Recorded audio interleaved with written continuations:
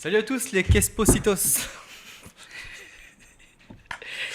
Trop d'énergie. Bonjour à tous, bienvenue à l'épisode 2 du K-Show, le show qui va vous K-Show.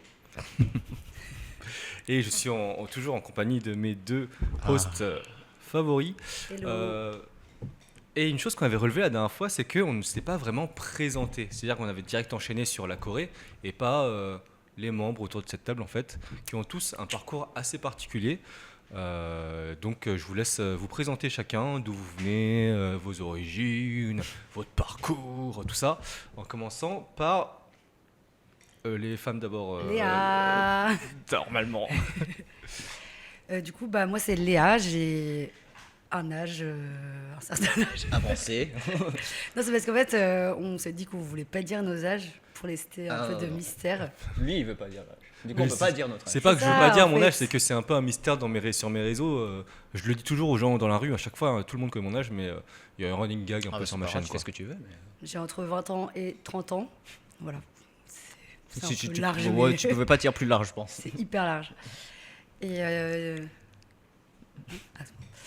et du coup, ça fait 1 an et demi que j'habite en Corée, bientôt 2 ans en fait. Plutôt bientôt 2 ans. Et c'est pour ça qu'on a décidé de faire ce podcast ensemble, parce qu'on a un peu tous un parcours différent. Donc moi, ça fait pas très très longtemps, mais je m'y intéresse pas mal parce que je fais du contenu sur la Corée. Et puis j'ai mes expériences aussi, donc voilà. Sinon, je suis née au Vietnam et j'ai été adoptée donc à l'âge de 2 mois.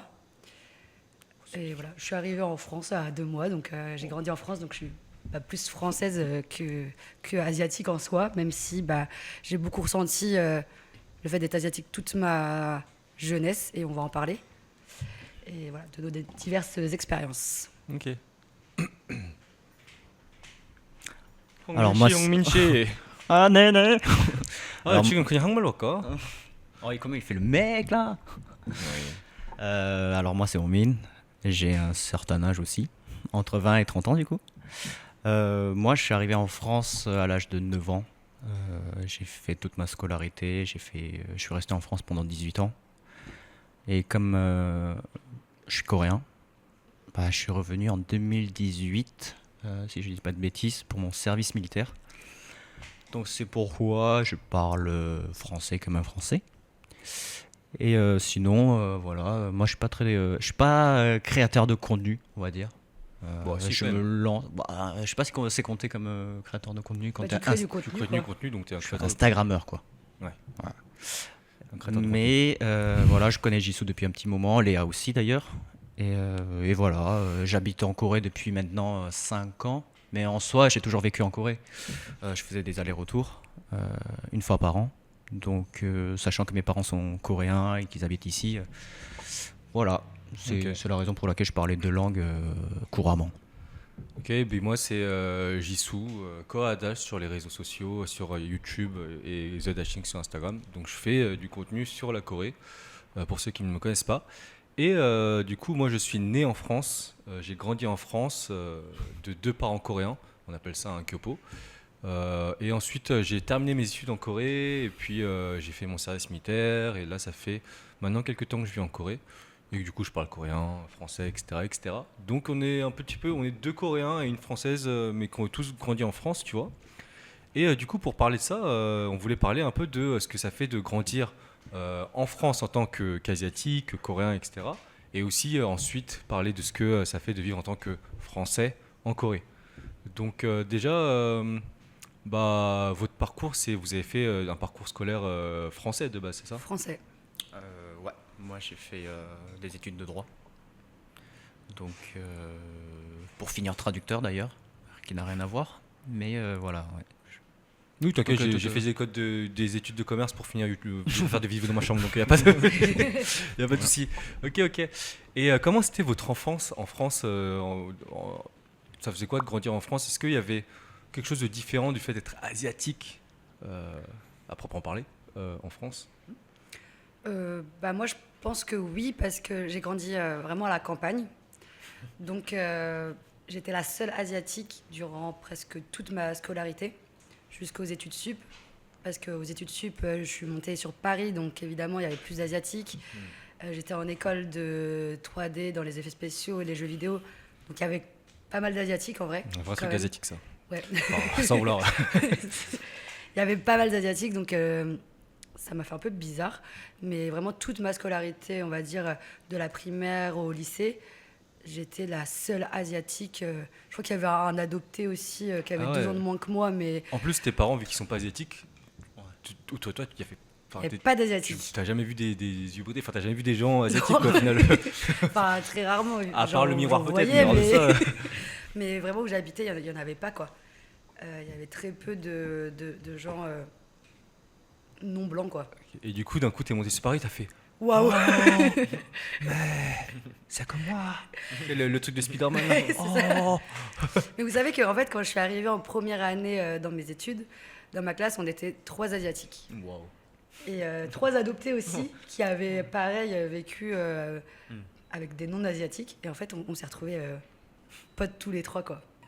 Ouais. C'est vraiment le. Mais qui se ressemblent ensemble, c'est normal Ah, après. oui, oui. C'est vrai que moi c'est un peu différent parce que vu que j'ai des parents coréens et que bah, j'allais en Corée l'été, tu vois, voyais un peu ce que c'était des Coréens, mais pour moi j'étais français, donc je voyais trop pas je connaissais pas trop les asiatiques, la culture asiatique. Et quand j'étais petit, c'était une période où il y avait très peu d'asiatiques, surtout dans ma primaire, mon lycée, enfin dans ma scolarité. Et encore, tu étais à Paris, toi, quand même. Ouais, mais Donc, vraiment, mais même moi, même, par exemple, si on était une classe de CE2, par exemple, si on était 5 classes de CE2, il y avait moi et une coréenne, tu vois. Et d'ailleurs, on se connaissait, bizarrement, on se connaissait, mes parents se connaissaient, tu vois, nos parents se connaissaient. Mais à part ça, ouais, j'ai grandi à une époque où même la Corée était inconnue, dans le sens où la Corée, elle était, avant Gangnam Style, franchement, elle était très très peu connue. Il y a eu la Coupe du Monde 2002, mais même ça encore, pas trop, tu vois. Et du coup, la Corée, il y a des gens qui pensaient que c'était un pays arabe, quand je leur disais, à cause de la sonorité, Corée, un peu, Corée. Et du coup, ouais, c'est ça. Et Samsung, ils pensaient que c'était japonais, etc. Donc même moi, j'ai vu qu'autour de moi, personne me connaissait la Corée. Même moi, je savais pas trop ce que c'était. Mes parents m'éduquaient un peu, mais je comprenais pas trop. Je me dis, oui, je viens d'une contrée lointaine. Mais tu savais que c'était tes origines, mais C'est bon, ça, ouais, voilà c'est quoi. ça. Après, en plus, tu as connu quand même pas mal de Français, il me semble, sur Paris. Vu que tu allé à l'église et tout ça. Enfin, Ah, de coréen, tu veux dire. qu'est-ce que j'ai dit? Français. Oui, coréen. Coréen, oui. Ouais, Donc, mais tu avais toujours ce pied un peu, peut-être. ah oui, mais en fait, je suis pas très communautaire comme les autres Coréens de Paris, parce qu'ils sont Ouais. très communautaires. Moi, je traîne beaucoup avec des Français de base, Hmm. mais c'est vrai que je connaissais un peu quelques Coréens. Ouais, t'as skip loin là. Non, parce que enfin, c'est moins. Enfin, tu as vu quand même plus d'Asiatiques ou même de Coréens que par exemple Léa, tu vois, Ah oui, qui oui, vient oui. d'une Oui, campagne. oui, je connaissais quelques Coréens par mes parents, mais c'est vraiment une poignée, et puis on parlait en français, quoi. Donc, Hmm. ouais. Et toi? Bah, moi, je suis arrivé à l'âge de 9 ans. 9 ans, donc vraiment l'insouciance. Avant de partir, je me disais, bah non, de toute façon, ils parleront coréen, tu vois. Même dans l'avion, je me disais, non, ils parleront coréen. Et non, non, Et on désillusion. t'a pas prévenu Non, mais tu sais, quand t'as 9 ans, à l'époque en plus, quand il n'y a pas le téléphone et tout ça, c'est vraiment l'inconnu.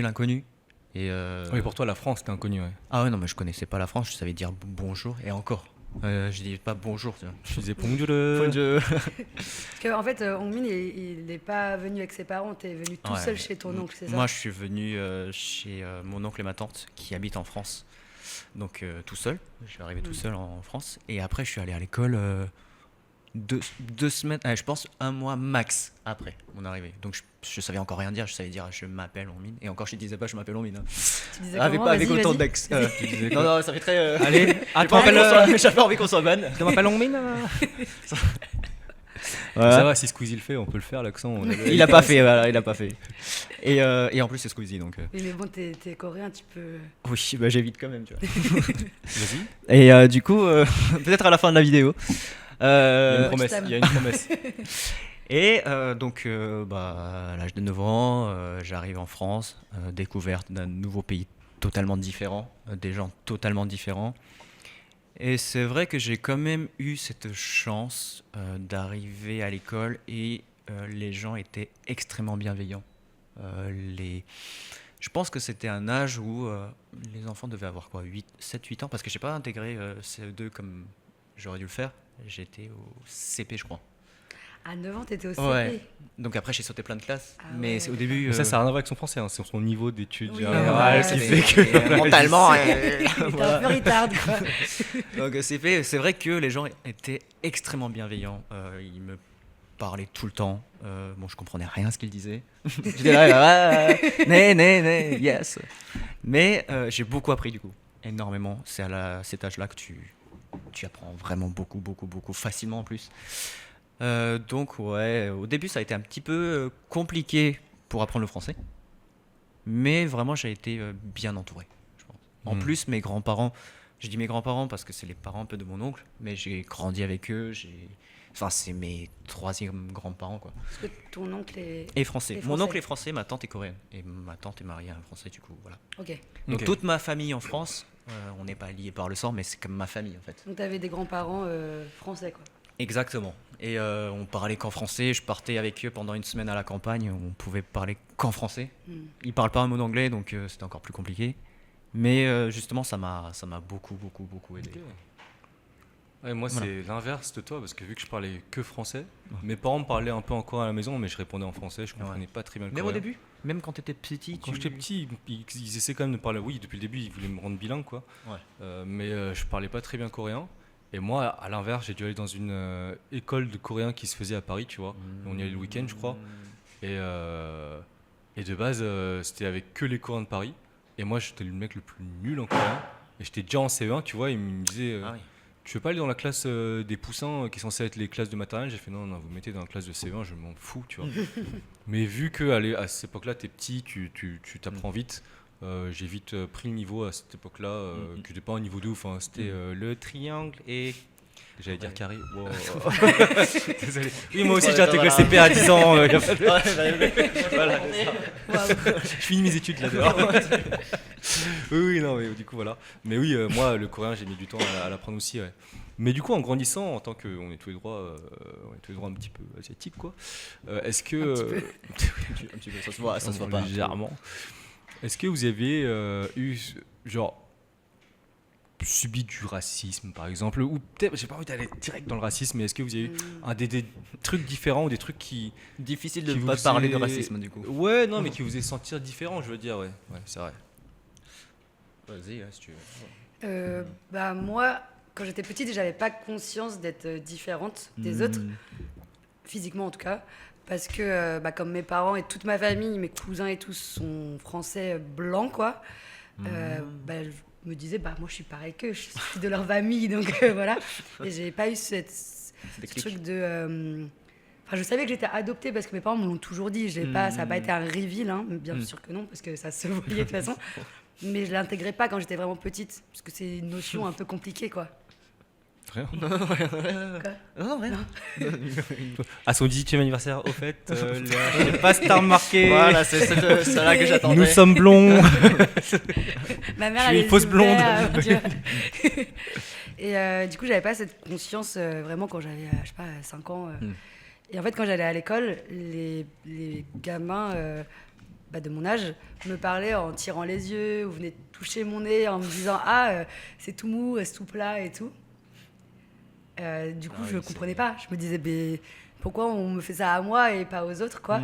Et je rentrais chez moi et je disais à ma mère oh, On m'a touché le nez. Ouais, D'accord, les De façon de. Mais par contre, là, je cuisine, tu pourrais parler on de ça parle plus tard. comme ça et tout.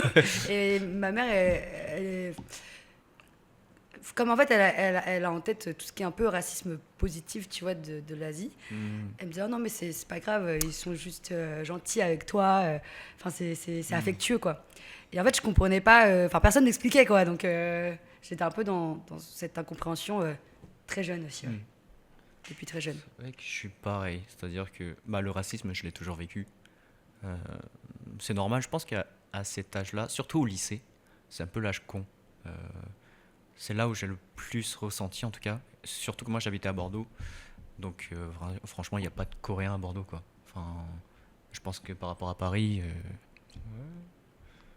C'est cohérent, Ah ouais. et non pas coréen. On laisse passer ça. Ouais, d'accord. Et du coup, ouais, je l'ai toujours subi. Et en même temps, c'est assez bizarre parce que tu laisses passer, tu te dis, bah, c'est normal. En fait, tu vois pas le mal au début. En fait, t'es 1 contre 1000 de base déjà. C'est-à-dire que quand j'étais en primaire, c'était une époque où c'était un peu plus normalisé le racisme contre toutes les ethnies, hein, mais les asiatiques aussi très particulièrement. Et en gros, bah oui, j'avais le droit à tous les trucs comme ça, les machins, les trucs. Et en fait, le truc, c'est que moi, après, je le prenais pas trop mal. J'avais pas mal de potes, et puis on se retaclait, tu vois, ouais, mais toi, t'es comme ça, nan, nan. Donc ça allait, je le vivais assez bien, pas très susceptible. Mais par exemple, c'est que mon frère, lui, il a mal vécu, tu vois. Et que par exemple, lui, du coup, il frappait des gens, tu vois. Et ma mère, elle allait tout le temps à l'école, alors que c'était un mec qui était en primaire, tu vois. Et genre, elle était là, elle devait engueuler mon fils, vu que. Enfin, mon frère, vu que. Mon fils, ma bataille. Mon frère, vu que bah, il a frappé des gens, c'est pas bien de frapper des gens, la violence est mauvaise. En même temps, il a pris du racisme, donc c'était un petit peu dur pour elle aussi, tu vois. C'est ça. C'est un peu Mais, le racisme banalisé et on s'en. Ouais, c'était une autre époque. Disons que même à l'époque, en fait, on n'avait pas le droit de se moquer des Noirs ou des Arabes. Mais si c'était toi, c'était ok. Enfin, moi, Oui, j'avais c'est cette, vrai, cette parce que- image, cette sensation-là, quoi. Parce que déjà, les Asiatiques, on était plus rares. Et puis, il y a cette image des Asiatiques un peu plus. Qui se laissent un peu plus faire, ou un peu plus souriants, tu vois. Vu que les Asiatiques, ils expriment moins, en général, tu vois. Genre, ils sont toujours avec un sourire, en mode Oui, bien sûr, mais c'est triste de se dire que. C'est triste de se dire que bah ok c'est ok pour les autres et pas ok pour les autres, tu vois. Oui, bien Alors sûr. qu'au final, ça reste du les Asiatiques, racisme. quand tu les connais, c'est des gens aussi qui ont leur tempérament, qui ont des trucs et tout. Bien sûr. Mais ils ont un peu plus un truc peut-être confucianisme, peut-être un peu plus du respect qui est un peu plus vu de l'extérieur, tu vois, où ils vont pas trop réagir à l'extérieur, tu vois. Alors On que n'aime c'est- pas les Plus, conflits. laisser, Ouais, ouais, on voilà. n'est pas dans On le n'aime pas les conflit, conflits. Laisser passer et du coup je pense que Mais on a un cœur, ok. je pense que du coup pour le coup les gens pouvaient faire plus de blagues ou en fait c'est ça, c'est que c'est souvent mis sur l'humour en fait. Oui, c'est vrai, ouais. Disant, non mais c'est pour rire ou non ça va c'est mignon, c'est pas méchant et tout quoi. Oui, c'est vrai, ouais. Non, mais après, moi, c'était des trucs. Après, sur les Asiatiques, il n'y a jamais des trucs très, très violents parce que c'est quand même des pays que tu connais pas très bien. Donc, c'est souvent, oui, ça, le nez plat. Est-ce que C'est tu déjà manges beaucoup des quand nems même, chez hein. toi Ouais, c'est quand même beaucoup. Enfin, tu fais C'est pas vrai ça que je maintenant. me souviens, Même il y avait une fille quand j'étais en 6ème qui s'appelait Monique qui me demandait tous les jours quand est-ce que je viens chez toi manger des nems.